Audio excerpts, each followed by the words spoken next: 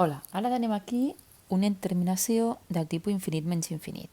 Fixeu-vos que si jo substitueixo, com sempre, heu de fer aquest número a la funció, tindré que em queda infinit menys infinit, perquè això d'aquí tant de ser infinit i això d'aquí, tot això també és infinit. Per tant, sempre que tingueu aquesta indeterminació, recordeu que el que hem de fer és multiplicar el numerador i el denominador pel conjugat. És a dir, recordeu que em quedaria límit quan x tendeix a infinit de... Aquí copiem exactament el mateix que teníem.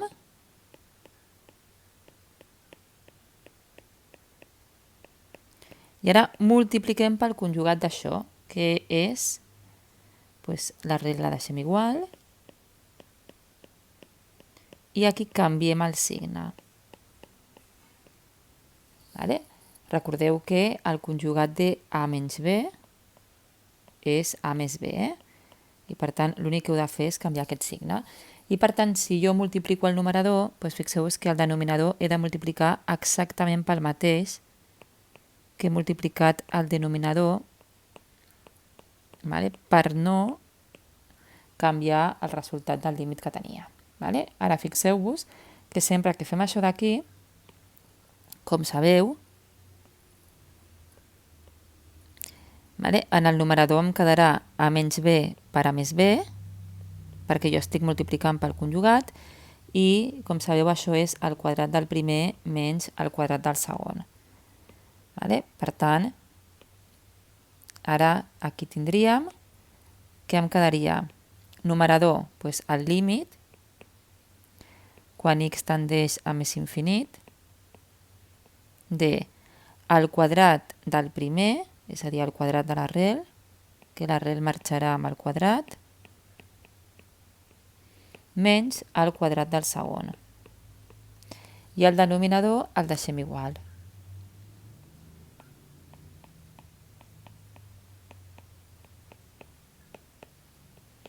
Ara fem operacions.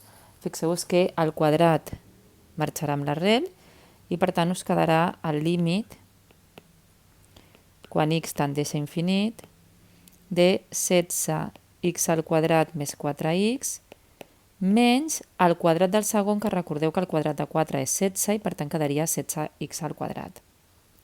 Denominador el deixem igual.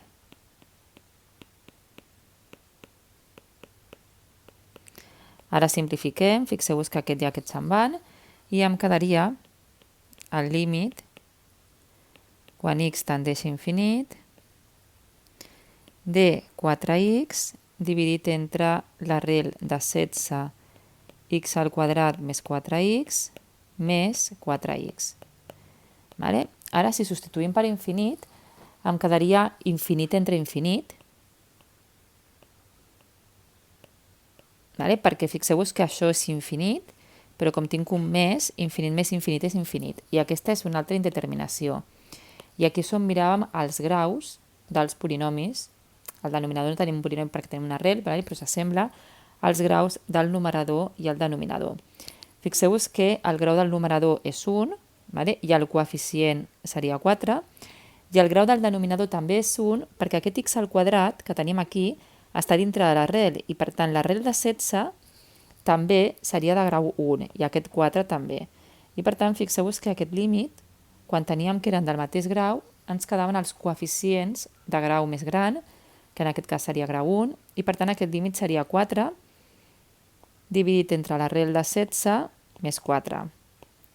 És a dir, 4 dividit entre 8, és a dir, 1 mig. I exactament el mateix que hem dit abans, això ho podeu comprovar amb la calculadora molt fàcilment. És a dir, el número infinit no el podem posar a la calculadora, però sí, per exemple, el número 10.000, i si feu l'arrel de 16 per 10.000 al quadrat més 4 per 10.000 menys 4 per 10.000, veureu que us surt molt aproximat al 0,5, potser surt 0,4997 o 0,50001, però molt aproximat i podeu comprovar que està ben fet.